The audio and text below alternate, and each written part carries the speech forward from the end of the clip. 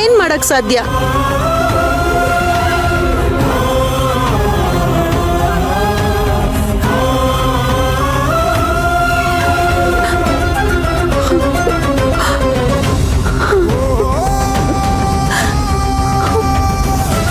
ಈಗ ನಿನಗೆ ಅವಳು ನಿಜವಾದ ರೂಪ ಗೊತ್ತಾಯ್ತಲ್ಲ. ಯಾಕಿದನ್ನ ಯಾರ ಹತ್ರನೂ ಹೇಳ್ದೆ ಮದ್ವೆನ ಇಲ್ಲಿ ತನಕ ತಗೊಂಡ್ಬಂದಿದ್ಯಾ ಕಲ್ಪನಾ? ಹೋಗಿ ಹೇಳು, ಈ ಮದ್ವೆನ ನಿಲ್ಸು. ಇಲ್ಲ ಅನ್ಸೂಯ, ಹಾಗ್ ಮಾಡಿದ್ರೆ ಅವಳು ನನ್ನ ಮಕ್ಕಳನ್ನೇ ಬಲಿ ತಗೊಂಡ್ಬಿಡ್ತಾಳೆ.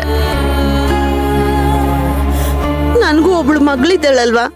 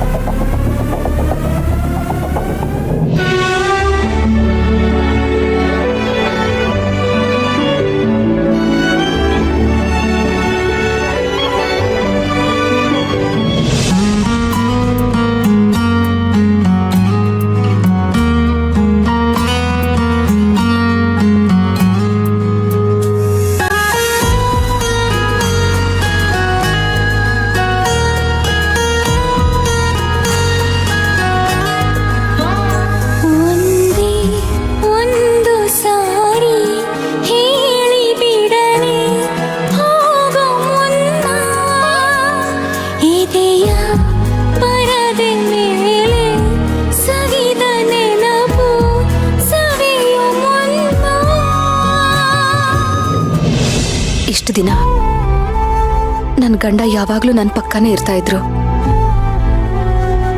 ಇನ್ ಮುಂದೆ ನೀವು ಕಟ್ಟಿರೋ ತಾಳಿ ಮಾತ್ರ ನನ್ನ ಜೊತೆ ಇರುತ್ತೆ ಸರ್. ಕ್ಷಮಿಸಿ ಅರ್ಜುನ್ ಸರ್.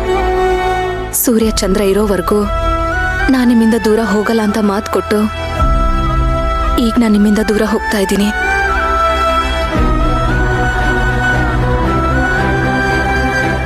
ಅವತ್ತು ನೀವು ನನಗೆ ತಾಳಿ ಕಟ್ಟೋವಾಗ ಅದೆಷ್ಟು ಖುಷಿ ಪಟ್ಟಿದ್ನೋ.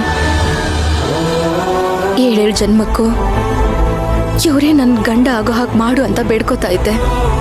ಆದ್ರೆ 7 ಜನ್ಮ ಇರ್ಲಿ, ಈ ಒಂದು ಜನ್ಮದಲ್ಲೂ ನಿಮ್ ಜೊತೆ ಸಂಪೂರ್ಣವಾಗಿ ಬದುಕೋದಕ್ಕಾಗ್ಲಿಲ್ವಲ್ಲ ಸರ್. ಇರ್ಲಿ ಬಿಡಿ ಸರ್, ಋಣ ಇದ್ದಿದ್ದೆ ಇಷ್ಟು ಅಂದ್ಮೇಲೆ ಏನ್ ಮಾಡೋದಕ್ಕಾಗತ್ತೆ. ನಾನು ನೀವು ಇನ್ಮೇಲೆ ಬೇರೆ ಸೂರಿನಡಿ ಬದುಕಬಹುದು, ಒಬ್ರಿಗೊಬ್ರು ಮುಖ ನೋಡ್ಕೊಳ್ದೇ ಇರಬಹುದು. ಆದ್ರೆ ಈ ಮನ್ಸಲ್ಲಿರೋ ನೀವು ನನ್ನ ಉಸಿರಿರೋವರೆಗೂ ಶಾಶ್ವತವಾಗಿರ್ತೀರ. ಈ ಮನ್ಸಿನ ಗುಡಿಗೆ ನೀವೇ ದೇವ್ರು ಸರ್. ನನ್ನ ಜೀವ ಬಿದ್ದು ಹೋಗೋವರೆಗೂ ನನ್ನ ಹೃದಯದಲ್ಲಿ ನೀವು ಭದ್ರವಾಗಿರ್ತೀರಾ ಸರ್. ಮೀರಾ ನೀವು ಸಂತೋಷವಾಗಿರೋದನ್ನ ದೂರದಿಂದಾನೇ ನೋಡಿ ಖುಷಿ ಪಡ್ತೀನಿ, ತುಂಬಾ ಖುಷಿ ಪಡ್ತೀನಿ ಸರ್.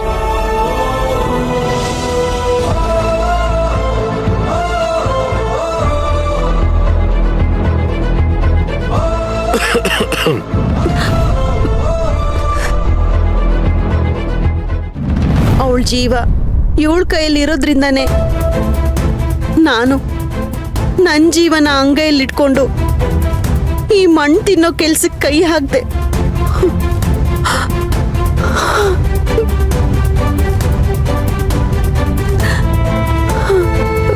ಅನ್ಸೂಯ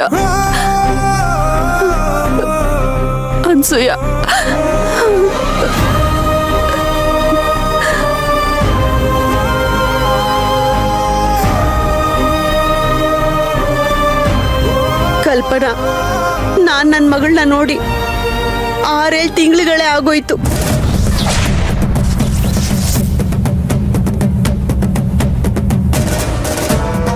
ಅವಳು ಹೇಗಿದ್ದಾಳೆ, ಎಲ್ಲಿದ್ದಾಳೆ ಒಂದು ಗೊತ್ತಿಲ್ಲ.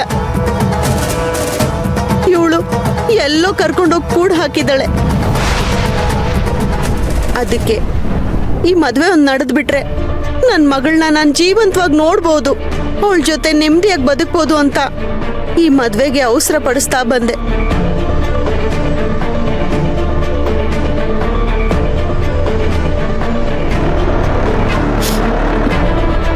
ಅನ್ಸೂಯ, ಇವಳಿಂದ ತಪ್ಪಿಸ್ಕೊಳ್ಳೋಕೆ ನಮ್ಗೆ ಯಾವ ದಾರಿನೂ ಇಲ್ವಾ?